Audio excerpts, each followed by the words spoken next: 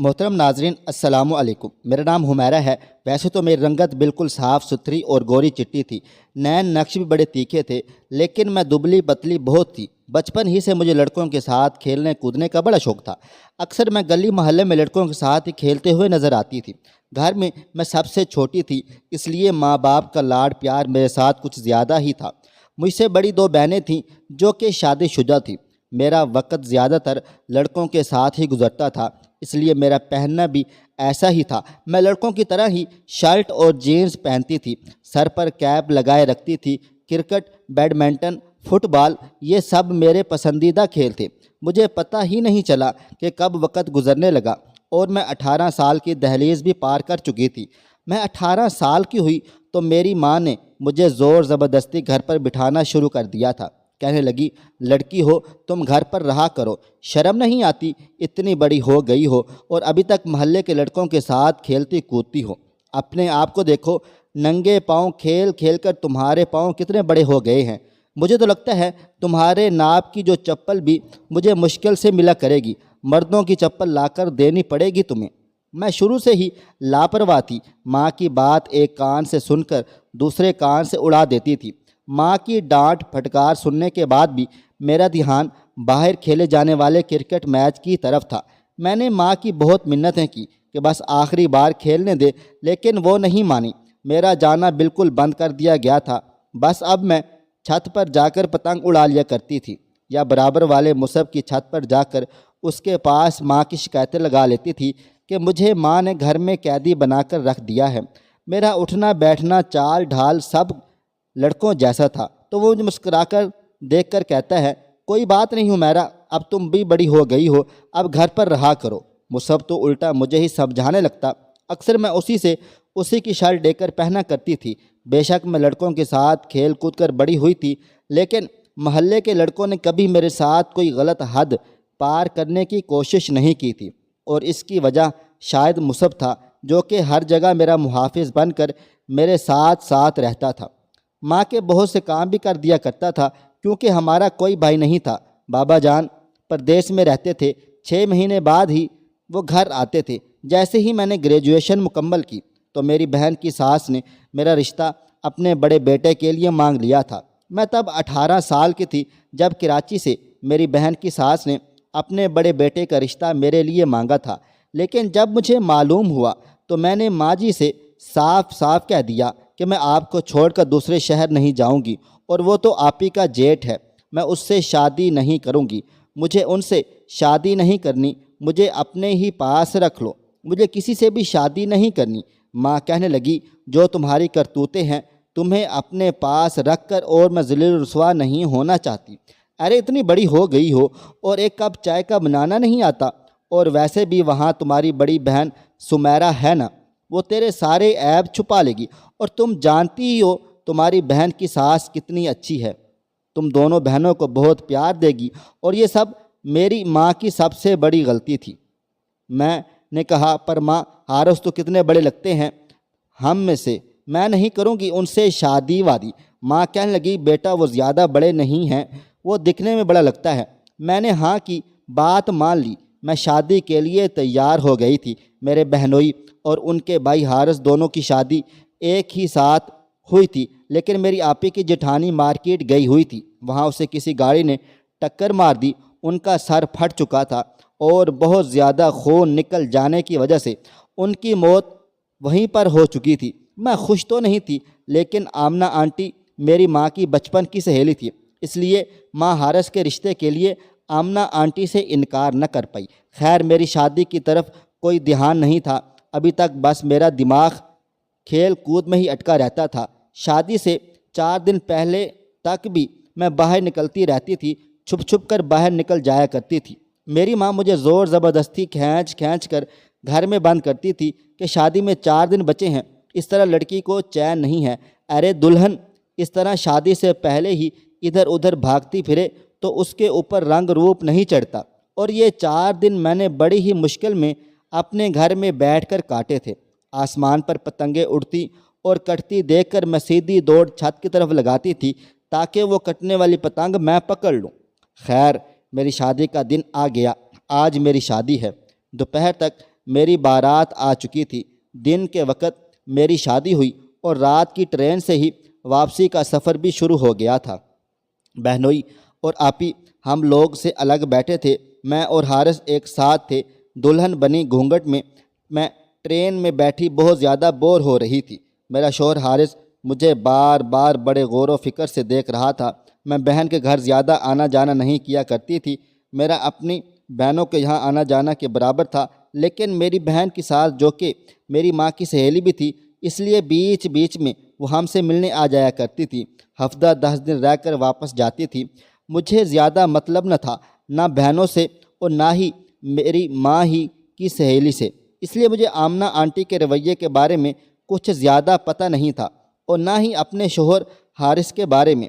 بے شک میرا سارا بچپن لڑکوں کے ساتھ کھیل کود کر گزرا تھا، لیکن جن نظروں سے حارث مجھے دیکھ رہے تھے اور جو الجھن مجھے اس کی نظروں سے محسوس ہو رہی تھی، ایسے کبھی مجھے ان لڑکوں سے نہیں ہوئی تھی جن کے ساتھ میں بچپن سے کھیلتی چلی آ رہی تھی۔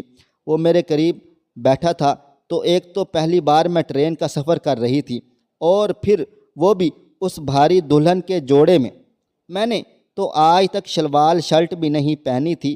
ڈھنگ سے پہنا تھا، جینز شرٹ پہنتی تھی یا پھر ٹی شرٹ میں گھومتی پھرتی رہتی تھی۔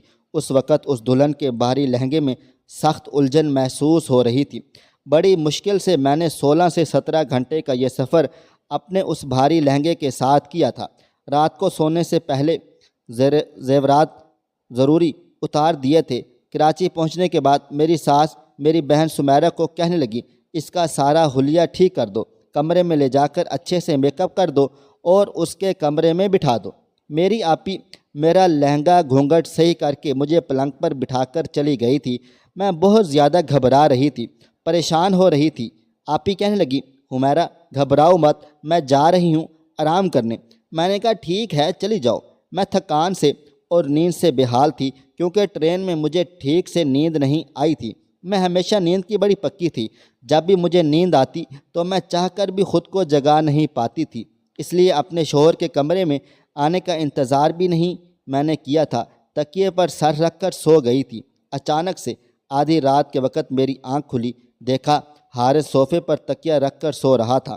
یہ دیکھ کر مجھے بڑی شرمندگی سی ہوئی تھی۔ مجھے اس کا انتظار کرنا چاہیے تھا۔ خیر میں نے گھڑی پر نظر دوڑائی تو رات کے 3 بج رہے تھے۔ مجھے بہت زیادہ بھوک لگ رہی تھی۔ مجھے ناشتہ کرا کے ہی میری بہن نے مجھے کمرے میں بٹھا دیا تھا اور میں کمرے میں آتے ہی سو گئی تھی۔ میں اٹھ کر کمرے سے باہر جانا چاہتی تھی تاکہ اپنے کھانے پینے کا کوئی جگاڑ لگا سکوں، لیکن جیسے ہی میں نے بیڈ کے نیچے پاؤں رکھے، نہ جانے نیچے کیا تھا کہ میرا پاؤں اسے ٹکرا گیا اور میں گرتے گرتے بال بچ گئی تھی۔ لیکن میرے منہ سے ایک چیخ نکل گئی اور میں جلتی ہی سنبھل بھی گئی تھی۔ گرنے سے تو بچ گئی تھی، لیکن چیخ کی آواز سن کر حارث کی آنکھ ضرور کھل گئی تھی۔ حارث مجھے داغتا ہوا دیکھ کر مسکراتا ہوا اٹھ کر میرے پاس آ گیا۔ اپنا تکیہ بھی بیڈ پر رکھا۔ بے شک ان کا میرے گھر آنا جانا تھا، لیکن مجھے کبھی ان سے کوئی مطلب نہ تھا۔ اب حارث میرے لیے بالکل انجان تھا۔ وہ میرے پاس آ کر بیٹھ گیا، کہنے لگا، ہو گئی نیند پوری؟ کتنا جگایا میں نے تمہیں، لیکن تم اتنی گہری نیند میں تھی کہ جاگنے کا نام ہی نہیں لے رہی تھی۔ تم تو گھوڑے بیچ کر ایسے سو چکی تھی کہ اٹھنے کا نام ہی نہیں لیا۔ میں نے کہا، آئی ایم سوری، شاید سفر کی وجہ سے بہت زیادہ تھک گئی تھی، اس لیے مجھے پتہ ہی نہیں چلا کہ کب میری آنکھ لگ گئی۔ وہ کہنے لگا، ہم نے تمہیں جگانے کی بہت کوشش کی، لیکن نیند میں ہی تم نے صاف صاف کہہ دیا کہ مجھے سونے دو۔ اس نے گہرا سانس لیتے ہوئے مجھے چوری چھپے سے دیکھا تھا تو مجھے ایسا کچھ بھی نہیں تھا، لیکن ایسا ممکن بھی تھا کیونکہ گہری نیند میں جب ماں مجھے اٹھاتی تھی تو میں انہیں بھی ایسے ہی کہتی تھی۔ اس وقت مجھے کافی شرمندگی محسوس ہو رہی تھی۔ میں ابھی یہی سوچ رہی تھی کہ کیسے حارث سے یہ کہوں کہ مجھے بھوک لگ رہی ہے کہ تبھی اس نے میرا ہاتھ تھام لیا۔ کہنے لگا، بے شک میرا آنا جانا تمہارے گھر پر تھا، ملنا جلنا تھا، لیکن میں تمہیں پہلی بار دیکھ رہا ہوں۔ میری ماں نے جب مجھ سے تمہارے بارے میں پوچھا تو میں نے اپنا فیصلہ اپنی ماں پر چھوڑ دیا تھا، لیکن پھر سوچنے لگا، پتہ نہیں تم کیسی ہوگی، لیکن تم خوبصورت ہو۔ مجھے اپنے ماں کے فیصلے پر کوئی بھی اعتراض نہیں ہے، بلکہ خوش و خرم ہوں کہ میری ماں نے اتنی خوبصورت لڑکی میرے لیے چنی ہے، منتخب کی ہے۔ یہ کہہ کر اس نے سائڈ ٹیبل کی دراز سے انگوٹھی نکالی اور میری انگلی میں پہنا دی، اور کچھ دیر تک وہ میری تعریفیں کرتا رہا۔ میرے لیے سب کچھ نیا نیا اور بہت ہی انوکھا تھا، کیونکہ اب تک میں جن لڑکوں کے ساتھ کھیلا کودا کرتی تھی وہ مجھے لڑکا ہی سمجھا کرتے تھے، کبھی مجھ سے ایسی باتیں نہیں کرتے تھے۔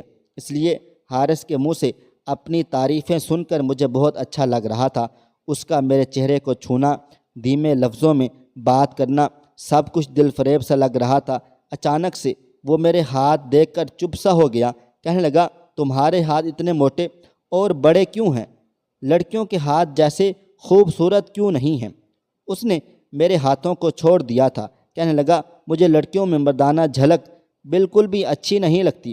میں نے اپنے ہاتھ غور سے دیکھے، شاید مجھے لڑکیوں کی طرح ناخن بڑھانے کا شوق نہیں تھا، اور نہ ہی اپنے ہاتھوں کی دیکھ بھال کرنے کی مجھے کوئی پرواہ تھی۔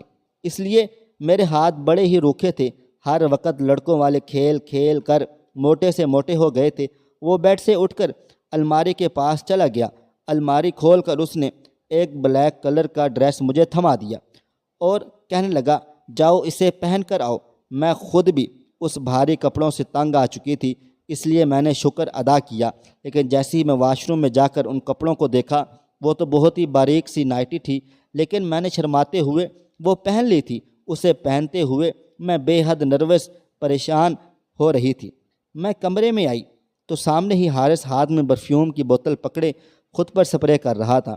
مجھے دیکھ کر مسکراتا ہوا میرے پاس آ گیا، مجھ پر سپرے کرنے لگا، کہنے لگا، مجھے اس پرفیوم کی خوشبو بہت پسند ہے۔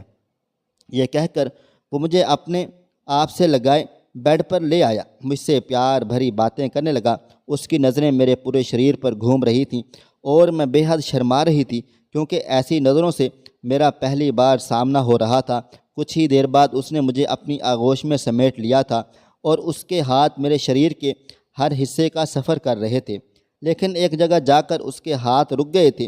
پھر اچانک ہی وہ مجھ سے ایک دم پیچھے ہٹا تھا، اس کے چہرے کے رنگ ایک دم سے بدل گئے تھے۔ میں سمجھ نہیں پا رہی تھی کہ اس سے ہوا کیا ہے۔ وہ فوراً کمرے سے باہر نکل گیا۔ میں کافی دیر تک انتظار کرتی رہی، لیکن وہ واپس کمرے میں نہیں آئے تھے۔ مجھے سمجھ نہیں آ رہا تھا کہ آخر اسے ہوا کیا تھا۔ ابھی کچھ دیر پہلے تو وہ بہت زیادہ خوش و خرم تھا، پتہ نہیں اسے کیا ہو گیا تھا۔ پوری رات تک کمرے میں نہیں آیا تھا۔ صبح میں نے اپنے کپڑے بدل لیے، کمرے سے باہر آئی تو میں نے دیکھا وہ باہر لاؤنج کے صوفے پر سو رہا تھا۔ مجھے حیرت ہوئی تھی کہ وہ کمرے کی بجائے باہر صوفے پر کیوں سو رہا تھا۔ میں جیسے ہی اس کے پاس آئی وہ مجھے دیکھ کر منہ پھیرنے لگا، اور پھر تو جیسے یہ سلسلہ ہی شروع ہو گیا تھا۔ میں جتنا اس کے پاس جانے کی کوشش کرتی وہ مجھ سے اتنا ہی دور بھاگتا، وجہ بھی نہیں بتاتا تھا۔ شادی کے بعد اس کی کچھ باتوں نے میری دنیا بدل کر رکھ دی تھی، لیکن پتہ نہیں کیوں وہ مجھ سے کترانے لگے تھے۔ ایک دن آپی میرے پاس آئی اور کہنے لگی، حمیرہ اپنا اور ساسو ماں کا خیال رکھنا۔ میں نے کہا، آپ کہاں جا رہی ہو؟ رضا آپی نے کہا، ہاں تیرے جیجو کو کمپنی کی طرف سے کال آئی ہے تھی تو جانا ہوگا۔ میں نے بڑی اداسی سے ان کو کہا، ٹھیک ہے۔ دراصل میرے جیجو دبئی میں کام کرتے تھے اور آپی بھی انہی کے ساتھ دبئی میں ہی رہتی تھی۔ چھٹیوں میں یہاں کراچی آ جایا کرتی تھی۔ خیر کافی دن گزر گئے تھے، لیکن حارث کا رویہ مجھ سے نہیں بدلا تھا۔ ایک بار میں تنگ آ کر ان کے سامنے کھڑی ہو گئی تھی۔ میں نے کہا، حارث آپ مجھ سے بات کیوں نہیں کرتے؟ کیوں مجھ سے دور دور رہتے ہیں؟ تو وہ کہنے لگا، تم نے میرے ساتھ اچھا نہیں کیا۔ مجھے اگر پتہ ہوتا تم ایسی ہو تو میں کبھی بھی تم سے شادی نہ کرتا۔ میں اس کی بات کا مطلب نہیں سمجھی تھی۔ میں نے کہا، آخر میں نے ایسا بھی کیا کر دیا ہے؟ وہ کہنے لگا، تمہارے اندر تو لڑکیوں جیسی کوئی بات ہی نہیں، تم تو مردوں جیسی دکھتی ہو، تمہاری چال ڈھال اور جسم کی بناوٹ تک مردوں جیسی ہے۔ یہ کہہ کر وہ کمرے سے باہر نکل گیا تھا۔ شاید میں ٹراؤزر اور ٹی شرٹ پہنتی تھی، اس لیے وہ ایسا کہہ رہا ہوگا۔ مجھے شروع سے ہی ڈھیلے ڈھالے کپڑے پہننے کی عادت تھی۔ اب میں نے اپنے جہیز کے کپڑے نکالے اور انہیں پہننا شروع کر دیا، اور اپنی ساس کے ساتھ مل کر حارث کی پسند کا کھانا بھی بنانا سیکھ لیا تھا۔ اس کے سارے کام بھی میں اپنے ہاتھوں سے کرنے لگی تھی۔ میں نے 2 مہینے میں ہی خود کو ایک دم بدل کر رکھ دیا تھا۔ شاید حارث جی کا رویہ کہ مجھ سے ٹھیک ہو جائے، لیکن وہ تو کسی پتھر کی طرح بن چکا تھا۔ روز رات کو دیر سے گھر آتا اور صوفے پر لیٹ کر سو جاتا تھا۔ میں ان کی محبت کے لیے تڑپ رہی تھی، ان کی محبت کو پانا چاہتی تھی۔ آخر ایک نیچرل سی خواہش ہے، میری شادی ہوئی تھی اور وہ میرا شوہر تھا۔ ایک بیوی ہونے کے ناطے میں اپنے شوہر کے ساتھ وقت گزارنا چاہتی تھی۔ پہلے میں جو ہر چیز سے لاپرواہ رہتی تھی، اب حارث جی کی پسند میں ڈھل کر اپنی پرسنالٹی تک کھو بیٹھی تھی۔ میں نے خود کو حارث جی کی پسند میں ڈھالنے کی ہر ممکن کوشش کر کے دیکھ لی تھی، لیکن وہ ایسا ہی تھا، مجھ سے اب بھی بات نہیں کرتا تھا۔ ایک رات میں سو رہی تھی، مجھے چلا کر بات کرنے کی آوازیں آنے لگیں اور شور سا میری آنکھ کھل گئی تھی۔ وہ میری ساس اور حارث جی کی آپس میں بہت زیادہ بحث ہو رہی تھی۔ میں نے کمرے کا دروازہ کھول کر باہر آئی تو ساس کے کمرے کی لائٹ جل رہی تھی اور وہ کمرے سے بحث کرنے کی آوازیں بھی آ رہی تھیں۔ میں کمرے تک پہنچ گئی تھی، لیکن جو بات حارث اور میری ساس کے بیچ ہو رہی تھی وہ سن کر میرے ہوش اڑ گئے تھے۔ حارث اپنی ماں سے کہہ رہا تھا کہ وہ ایک اور شادی کرنا چاہتا ہے، اور یہ سن کر تو میرے پیروں کے نیچے سے زمین نکلتے ہوئے محسوس ہو گئی تھی۔ میری ساس کہنے لگی، خبردار جو تم نے یہ لفظ اپنی زبان سے نکالا۔ حارث کہنے لگا کہ میں حمیرہ کے ساتھ اب نہیں رہ سکتا۔ میری ساس کہنے لگی، کیوں، ایسی کون سی خرابی ہے؟ اس بچی نے تمہاری خاطر خود کو بدل کر رکھ دیا ہے، کھانا بناتی ہے، تمہارے سارے کام کاج کرتی ہے، پورے گھر کو اس نے سنبھال لیا ہے، اپنے پہننے اور چلنے پھرنے اٹھنے بیٹھنے تک کا طریقہ بدل لیا ہے۔ ایک تم ہو کہ اس پر سوتن لا کر بٹھانا چاہتے ہو۔ وہ کہنے لگا، ماں میں آپ کو نہیں بتا سکتا کہ اس میں کیا کمی ہے۔ میں کیا اس کے ساتھ کوئی مرد زندگی نہیں گزار سکتا؟ اس لیے اب میں دوسری شادی کروں گا۔ حمیرہ کہے تو میں بھی اسے طلاق دینے کو تیار ہوں، اور چاہے تو میرے نام کے ساتھ بھی زندگی گزارتی رہے، مجھے کوئی فرق نہیں پڑتا۔ یہ کہہ کر وہ غصے سے کمرے سے باہر نکلا تو مجھے دیکھ کر رخصا گیا تھا۔ میری آنکھوں سے مسلسل آنسو بہہ رہے تھے اور وہ مجھ سے نظریں چراتے ہوئے کمرے میں چلے گئے۔ میں بھی ان کے پیچھے کمرے میں آ گئی تھی۔ میں نے کہا، آج مجھے بتا ہی دو حارث کہ مجھ میں ایسی کون سی کمی ہے جس کی خاطر تم دوسری شادی کرنا چاہتے ہو۔ وہ کہنے لگا، خود کو آئینے میں دیکھ لو، تمہیں معلوم ہو جائے گا کہ تمہارے اندر کیا کمی ہے، کیا کوتاہی ہے۔ میں نے کہا، وہ تو میں خود کو روز دیکھتی ہوں، مجھے نہیں پتہ، انسان کو ہمیشہ خود اچھا ہی لگتا ہے، لیکن آپ بتاؤ کیا برائی ہے مجھ میں؟ کہنے لگا، تمہارے اندر عورتوں والی خوبصورتی نہیں ہے، اچھے سوٹ پہننے سے تمہاری شریر کی خوبصورتی بدل نہیں جائے گی۔ کبھی اکیلے میں شیشے کے سامنے کھڑے ہو کر دیکھنا، بالکل فلیٹ مردوں کے جیسا تمہارا سینہ ہے۔ تمہارا پاس آتے ہی مجھے ایسا محسوس ہوتا ہے جیسے میں کسی مرد کے پاس موجود ہوں، اور مجھے تم سے گھن آتی ہے۔ تمہاری سنگت میں مجھے گھٹن کا احساس ہوتا ہے۔ مجھے تمہیں چھونے سے کچھ بھی اچھا محسوس نہیں ہوتا، اور نہ ہی میرے دل کے جذباتوں میں کوئی طوفان اٹھتا ہے۔ تمہارے پاس آنے کو جی نہیں چاہتا، میں تمہارے ساتھ نہیں رہ سکتا۔ میں تو اس کی باتیں سن کر بے جان سی ہو کر بیٹھ گئی تھی۔ عورت کی اس سے بڑی ذلت اور بے عزتی کیا ہو سکتی تھی؟ جن لفظوں میں میرے شوہر نے میری کی تھی، جو کمی کوتاہی اس نے مجھے بتائی تھی، اس میں میرا کوئی بھی قصور نہیں تھا، بس نہیں تھا۔ جو انسلٹ، بے عزتی اس نے میری کی تھی، میں پوری رات روتی رہی۔ اگلے دن میری ساس نے مجھے کہا، جب سے تمہاری شادی ہوئی ہے تم میکے نہیں گئی، تم کچھ دن کے لیے اپنی ماں کے گھر چلی جاؤ۔ میں نے کہا، ممی جی اگر میں یہاں سے چلی گئی تو حارث تو دوسری شادی کر لیں گے۔ یہ سن کر میری ساس کہنے لگی، میں اسے سمجھاؤں گی، تم اس کا ہر کام وقت پر کر کے دے رہی ہو، اس لیے اسے تمہاری قدر نہیں ہے۔ جب تم یہاں نہیں رہو گی تو وہ خود تمہاری کمی محسوس کرنے لگے گا، پھر اسے تمہاری قدر ہوگی۔ مجھے اپنی ساس کی بات ٹھیک لگی تھی۔ میں واپس اپنی ماں کے گھر چلی گئی۔ میں پورے 6 مہینے بعد کراچی سے اسلام آباد آئی ہوئی تھی۔ میں پوری طرح بدل چکی تھی۔ جب میں گھر آئی تو اپنی ماں کے ساتھ گلے لگ کر پھوٹ پھوٹ کر رونے لگی۔ میری ماں سمجھی کہ میں ان کے دور رہنے کی وجہ سے اداس ہوں، پریشان ہوں، اس لیے زاروں قطار رو رہی ہوں۔ ابھی مجھے آئے 1 گھنٹہ ہی ہوا تھا کہ جب محلے کے سارے لڑکے جو میرے ہی ہم عمر کے تھے مجھ سے ملنے کے لیے آ گئے، لیکن میں آج ان سے دوری بنا کر مل رہی تھی کیونکہ میری سوچ بدل گئی تھی۔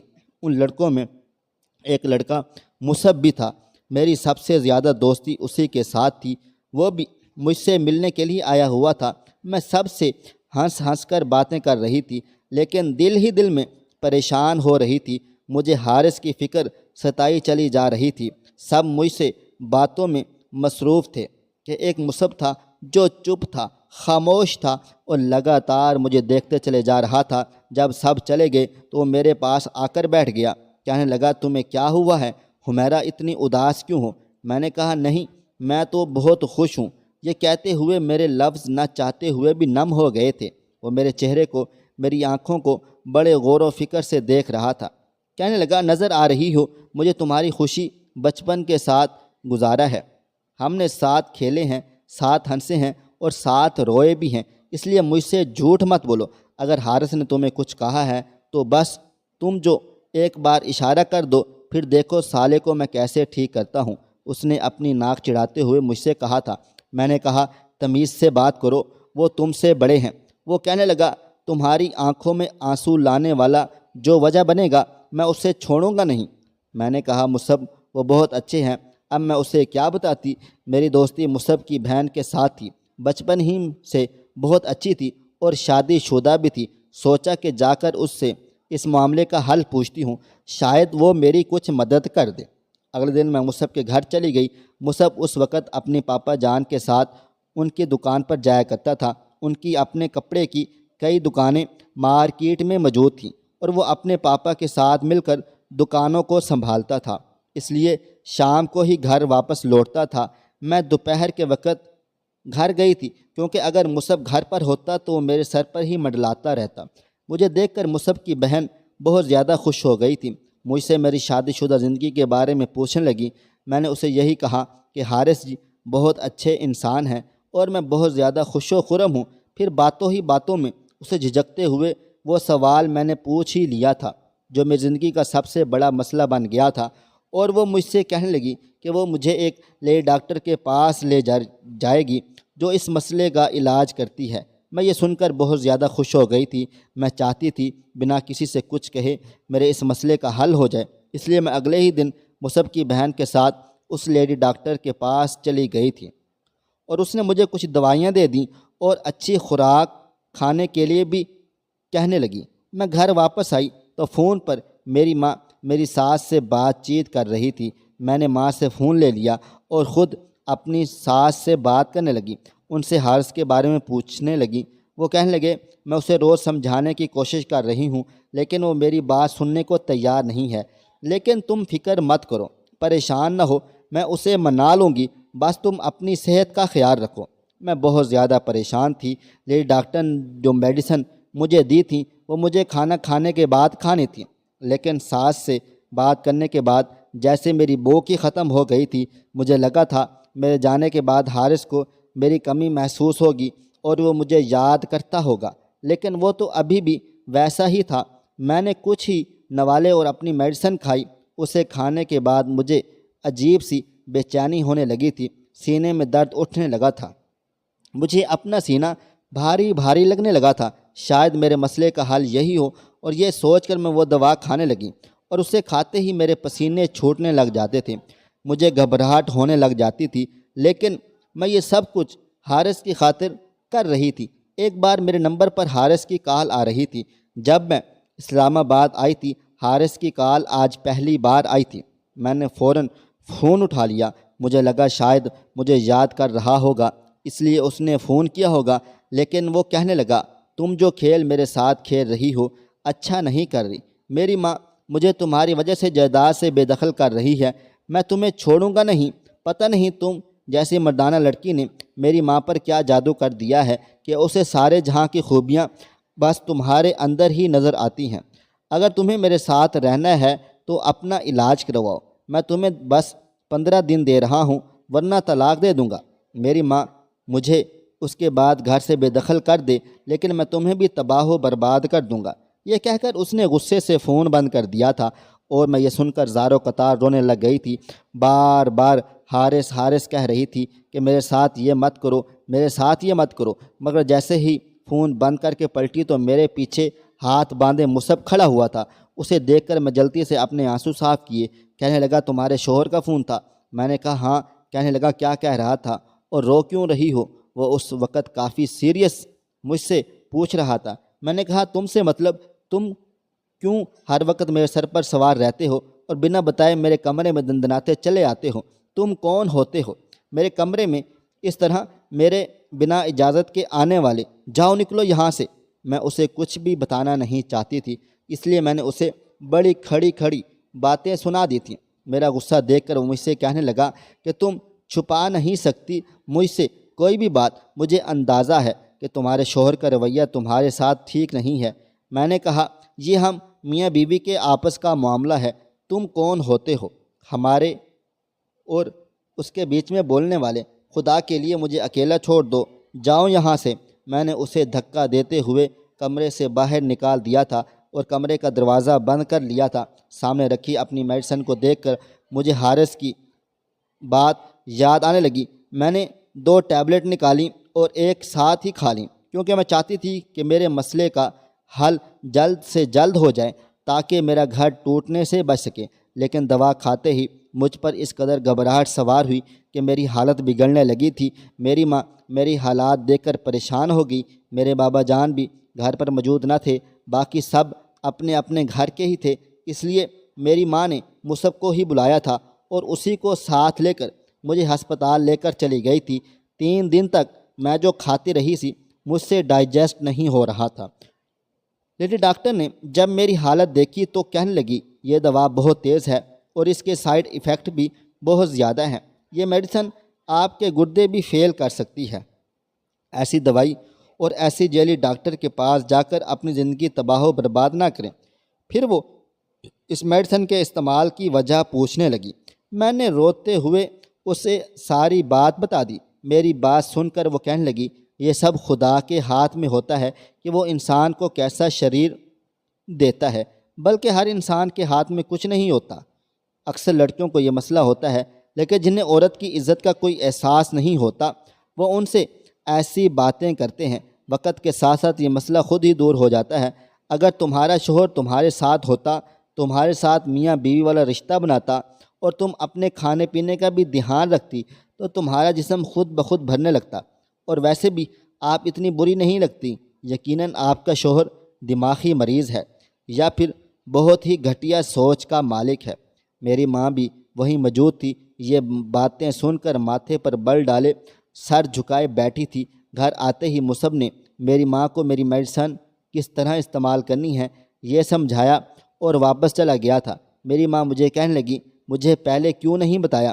رونے لگی۔ میں نے کہا ماں جی آپ کو پریشان نہیں کرنا چاہتی تھی، آپ مجھے ہمیشہ کہتی تھی کہ تمہیں گھر بسانے کا ڈھنگ نہیں آتا، لیکن سچ کہتی ہوں ماں، اپنے آپ کو حارث کی خاطر بدل کر رکھ دیا، سارے کام کاج سیکھ لیے۔ آپ بے شک میری ساس سے بھی پوچھ لیں، لیکن پھر بھی وہ مجھ سے کہتا ہے اسے مجھ سے گھن آتی ہے، میری سنگت سے اس کا جی مچلانے لگتا ہے۔ یہ باتیں عورت کی روح تک کو گھائل کر کے رکھ دیتی ہیں، زخمی کر دیتی ہیں۔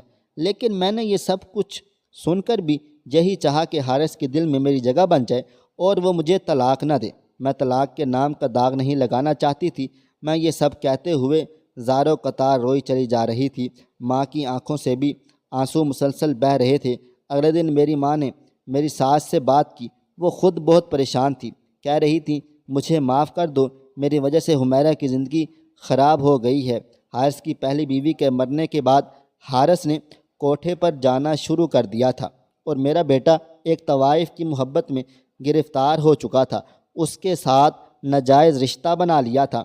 میں نے اسے اپنی قسم دے کر حمیرہ سے شادی کروا دی تھی، لیکن اسے اس بازارو عورت کی عادت پڑ چکی تھی، اس لیے گھر کی شریف لڑکی میں جب ایسی ویسی ادائیں نظر نہیں آئیں تو اس نے حمیرہ میں سے عیب نکالنا شروع کر دیے تھے۔ میری ساس میرے پاس آئی اور خود مجھے حارث سے طلاق دلوائی۔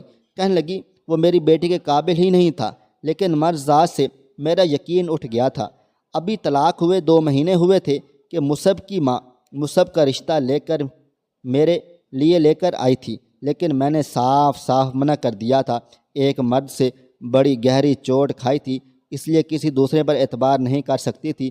ماں نے مجھے بہت سمجھانے کی کوشش کی کہ مصعب ایسا نہیں ہے، لیکن میں نے کہا مجھے شادی نہیں کرنی۔ وہ لوگ کافی مایوس ہو کر واپس جا چکے تھے۔ کچھ دن بعد میں صحن میں بیٹھی ہوئی تھی جب ایک بال صحن میں آ کر گری تھی۔ باہر لڑکوں کا شور ہونے لگا تھا اور دروازے پر دستک ہوئی تو میں نے بال اٹھا لی۔ دروازہ کھول کر اپنی بال والا ہاتھ باہر نکالا تھا۔ مجھے لگا بال لینے کے لیے دروازہ بجایا گیا ہے، لیکن کسی نے بال کی بجائے میرا ہاتھ پکڑ لیا تھا۔ بال میرے ہاتھ سے چھوٹ گئی تھی۔ میں نے دروازہ کھول کر دیکھا تو سامنے مصعب کھڑا تھا۔ میرا ہاتھ اسی نے مضبوطی سے پکڑ رکھا تھا اور شاید گھر کے اندر آنا چاہتا تھا، لیکن میں نے دروازہ پورا نہیں کھولا۔ میں نے کہا مصعب میرا ہاتھ چھوڑو۔ وہ کہنے لگا انکار کیوں کیا تم نے؟ میں نے کہا یہ میری زندگی ہے، میری مرضی۔ وہ دروازے کو دھکیل کر اندر آ گیا۔ کہنے لگا برائی کیا ہے مجھ میں؟ انکار کی وجہ بتاؤ حمیرہ۔ میں نے کہا مجھے شادی نہیں کرنی۔ وہ پوچھنے لگا کیوں؟ بہت محبت ہے اس انسان سے جو تمہیں اس کی یاد میں اپنی زندگی تباہ و برباد کرنا چاہتی ہو۔ وہ میری آنکھوں میں غصے سے دیکھتے ہوئے کہہ رہا تھا۔ میں نے کہا نہیں، مجھے کسی سے کوئی بھی محبت نہیں، سمجھی؟ سبھی مردوں سے مجھے نفرت ہو گئی ہے۔ اب اپنی زندگی میں کسی مرد کو شامل کرنا ہی نہیں چاہتی۔ وہ کہنے لگا نا، اس آدمی کی وجہ سے تم یہ جھوٹے بہانے بنا رہی ہو۔ آج بھی تمہیں حارث سے پیار ہے، تبھی انکار کیا ہے تم نے، ورنہ اپنی ماں کے آنسو تمہیں آ جاتے، اپنے باپ کی جھکی ہوئی کمر تمہیں یاد آ جاتی۔ وہ یہ چاہتے ہیں کہ تمہارا گھر بس جائے، لیکن تمہیں صرف حارث جی سے پیار کرنا ہے، اسی کے غم میں اپنی ساری زندگی کو گزارنا چاہتی ہو۔ میں نے کہا مجھے نہیں ہے حارث سے محبت، کیوں سمجھ نہیں آتا تمہیں؟ تو کہنے لگا ٹھیک ہے، پھر اس بات کا ثبوت دو مجھے۔ میں اسی ہفتے میں تم سے شادی کرنے آ رہا ہوں۔ اگر تم نے مجھ سے شادی کر لی تو میں سمجھ جاؤں گا کہ تمہیں حارث جی سے سخت نفرت ہے۔ اپنے نہ صحیح اپنے بوڑھے ماں باپ کی خوشی کے لیے تمہیں مجھ سے شادی کر لینی چاہیے۔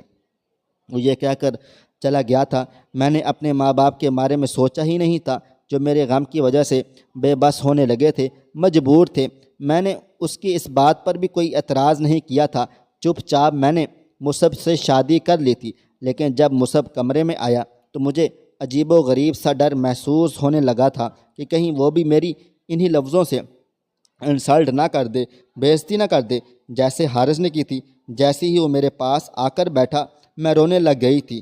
وہ کہنے لگا ہر آدمی اتنا گرا ہوا نہیں ہوتا، بچپن سے تم مجھے جانتی ہو، کیا تمہیں ایسا لگتا ہے کہ تمہاری ان کمیوں کو، کوتاہیوں کو تمہیں بتاؤں جس کی وجہ سے تمہارا کوئی بس نہیں؟ میں حیران تھی۔ اسے یہ سب پتہ ہر بار کی طرح میرے دل میں اور میرے دماغ میں آنے والی ہر سوال کو کیسے جان جاتا تھا۔ وہ میرا ہاتھ تھام کر کہنے لگا لیڈی ڈاکٹر کی ساری باتیں میں سن چکا تھا، اور وہ بھی جو تم نے لیڈی ڈاکٹر کو بتایا تھا، تمہاری ماں اور باپ سے بھی کہہ چکا تھا۔ ایسی نیچ گھٹیا سے حمیرہ کو طلاق دلوا دیں۔ میں اسے اپنانا چاہتا ہوں، اس لیے بھول جاؤ وہ سب کچھ جو ہو چکا ہے۔ بس یہی یاد رکھو تم سے مصعب بچپن سے محبت کرتا ہے۔ جن دنوں تمہاری شادی حارث سے ہوئی تھی میں دوسرے شہر میں تھا، مجھے اس بات کی خبر بعد میں ہوئی، ورنہ کبھی بھی تمہاری شادی میں وہاں ہونے ہی نہیں دیتا۔ بات کرتے کرتے مصعب میری جیولری اتار چکا تھا، اور جب اس نے مجھے اپنی باہوں میں بھرا تو میرے دل میں کوئی نہیں تھا۔ سکون سے میں مصعب کے سینے لگ گئی تھی۔ میں نہیں جانتی تھی کہ وہ مجھ سے اتنی محبت کرتا ہے۔ شاید اصل محبت یہی تھی جس میں انسان دوسروں کی کمیاں کوتاہیاں نہیں دیکھتا۔ آپ کا اس کے بارے میں کیا خیال ہے؟ خواہش صرف اتنی ہے کہ کچھ الفاظ لکھوں جس سے کوئی گمراہی کے راستے پہ جاتے جاتے رک جائے، اور نہ بھی رکے تو سوچ میں ضرور پڑ جائے۔ پیارے دوستو، امید کرتا ہوں کہ آپ کو یہ ہماری کہانی پسند آئی ہوگی۔ کہانی پسند آئی ہو تو ویڈیو کو لائک کریں، شیئر کریں، کمنٹس کرنا بالکل بھی نہ بھولیں۔ اور ہاں، اگر آپ لوگ اس چینل پر نئے ہیں تو اس چینل کو سبسکرائب ضرور کر لیں اور نوٹیفیکیشن کو ضرور دبا دیں، تاکہ آنے والی کہانی سب سے پہلے آپ کو مل سکے۔ ملتے ہیں کل ایک نئی اور دلچسپ کہانی کے ساتھ۔ تب تک اپنا ڈھیر سارا خیال رکھیے گا۔ اللہ حافظ۔